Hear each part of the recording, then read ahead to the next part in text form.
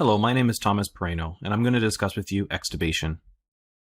The number one goal of mechanical ventilation is to get the patient off of the ventilator, and assessment for readiness to wean or liberation of the patient should be done daily. The first step in this readiness assessment is to make sure the patient is medically stable enough to proceed. A few things need to be considered prior to performing any readiness to wean tests. For example, is the patient expected to have a surgical procedure that requires sedation and for them to remain on the ventilator? Is the patient currently in respiratory distress? Are they hemodynamically stable? Do you suspect myocardial ischemia? Do they have a depressed mental status? Do they have a very low drive to breathe with a respiratory rate less than 10? Are they still requiring a significant amount of positive end expiratory pressure? Or do they still require a significant amount of FiO2? While there are many respiratory system measurements that can be done to determine strength and breathing capacity of the patient, the most commonly used test is a simple one called the Rapid Shallow Breathing Index, which is a 2-minute spontaneous breathing assessment. The test does not require the person to be already on a spontaneous mode of ventilation, they simply need to meet the criteria I just mentioned.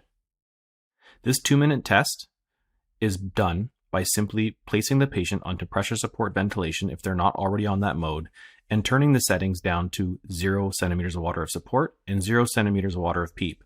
Please note some ventilators will still read a number 1 for centimeters of water of PEEP, and this is due to the fact that there is bias flow that can generate at least 1 centimeter of water, so it's just being honest with the reality of that when you turn it down, there still may be some pressure in the system, but this is okay. At the end of 2 minutes of the patient breathing without any support from the ventilator, you divide the frequency by the tidal volume in liters. In this example, a respiratory rate of 18 breaths per minute with a tidal volume of 340 mils would be 18 divided by 0.340, which would give you a number of 53. If the number is less than 105, it's considered a successful test. You would continue with a spontaneous breathing trial. Different techniques have been used for spontaneous breathing trials in the literature. The classic method is the T-piece method, which involves removing the patient from the ventilator completely and supplying oxygen to the endotracheal tube with a T-shaped adapter. Another option is setting 0 centimeters of water of support and 0 centimeters of water of PEEP as described in the 2-minute Rapid Shallow Breathing Index. This is the most similar to T-piece in terms of work of breathing, but allows ventilator monitoring of tidal volume, respiratory rate, and minute ventilation. It is also the method that best reflects the post-extubation work of breathing experienced by the patient. Pressure support is another method used where low settings of support are used with either no PEEP or very little PEEP. Automatic tube compensation is available on some ventilators, and it provides inspiratory support proportional to the endotracheal tube size, so it does require proper setup within the ventilator to tell the machine what size endotracheal tube the patient has.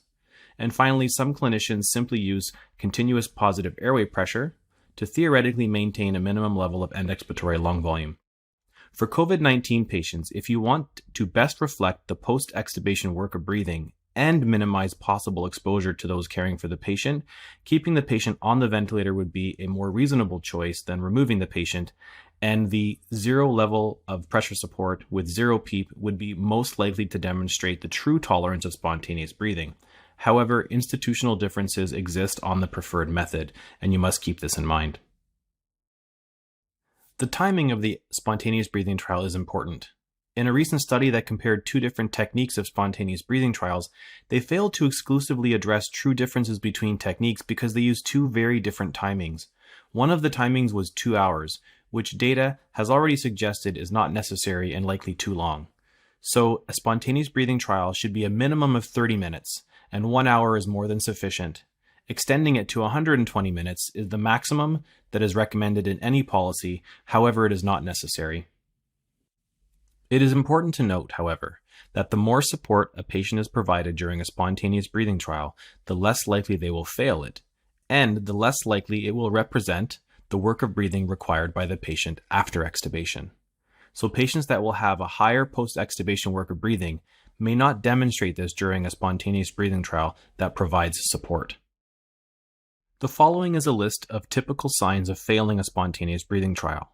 A respiratory rate greater than 35 breaths per minute, or an increase in a respiratory rate more than 20% from baseline, with signs of respiratory distress. This is important as some patients may breathe fast but without any signs of distress.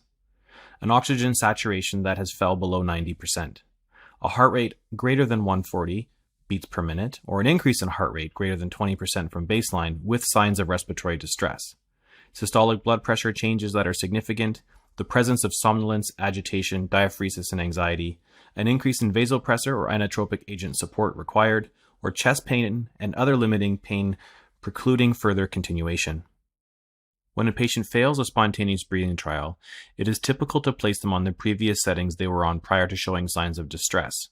If this was a control mode or an assist control mode, it might be worthwhile placing them onto a supportive mode like pressure support, and sometimes weaning the patient's level of support so that it's not so different from a spontaneous breathing trial can be helpful provided the patient tolerates this. Once a patient has passed a spontaneous breathing trial, other criteria should be considered prior to extubating the patient. First, are the saturations still above 90%, or are they at the baseline level in chronically hypoxemic patients? Do they have sufficient cough, enough to clear secretions, or have they required frequent suctioning? Are patients hemodynamically stable? Do they have a level of consciousness sufficient to ensure airway protection? And is a cuff leak present? However, a cuff leak should only be considered in patients at high risk of laryngeal edema, and it should not be the primary reason to keep a patient intubated. A number of methods exist for checking for a cuff leak. The simplest is simply removing air from the cuff and listening for an audible leak with a stethoscope on the neck of the patient.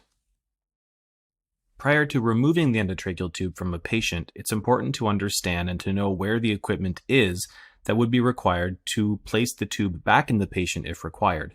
So understanding where your endotracheal tubes are kept, having a bag mask with positive end expiratory valve at the bedside is helpful. Know where your airway bougies are, tube exchangers, traditional direct laryngoscopy, video laryngoscopy, a flexoscope bronchoscope, drugs needed for induction, and a suction catheter. The things that should be readily available at the bedside, of course, is a bag mask with positive end expiratory pressure valve and the suction catheter. Everything else, you need to know where it is, and it should be within a very close distance to the patient that is being extubated. For extubation, the patient should be seated as upright as possible. The oral pharynx should be suctioned clean, and the endotracheal tube securing device should be removed from around the endotracheal tube, provided someone has a hold on the endotracheal tube. Ask the patient to take a deep breath in and give a long exhalation. Deflate the cuff and remove the endotracheal tube in as fluid a movement as possible while the patient is exhaling. Doing this during exhalation prevents the patient from inhaling any oral secretions above the cuff that can still be present even after suctioning of the oral pharynx. Instruct the patient to cough out all other secretions after the tube has been removed. Then provide supplemental oxygen. A modification to this technique for COVID-19 patients may include applying the oxygen therapy, like nasal cannula, prior to removal of the tube, and placing a surgical mask over the patient's face immediately after extubation prior to instructing the patient to cough, just to minimize some of the droplets that can be projected. These are just a few ways of minimizing contamination of the surrounding area and staff. Of course, proper PPE should be worn for this procedure, as it is considered high risk in COVID-19 patients. There are a few things to consider as a risk of extubation failure. The presence of pneumonia as the reason for intubation, a weak cough, frequent suctioning, and a rapid shallow breathing index above 58 breaths per minute per liter. Although the number less than 105 was considered a successful test, patients are at higher risk if their values were greater than 58. A positive fluid balance in the last 24 hours prior to extubation is also a risk factor. Providing therapies such as heated high flow and non-invasive ventilation have been shown to reduce extubation failure in patients. However, with COVID-19 patients, it is important to follow proper infection control guidelines to prevent any spread of infection from patients that may still be contagious if these therapies are utilized. And finally, successful extubation in many studies was considered if a patient does not require reintubation within the first 48 hours post-extubation. However, some consider time limits of up to 5 to 7 days as whether or not the patient is successfully extubated. Reintubation is associated with worse outcomes in patients, so optimizing them and assessment of readiness to wean prior to extubation is extremely important.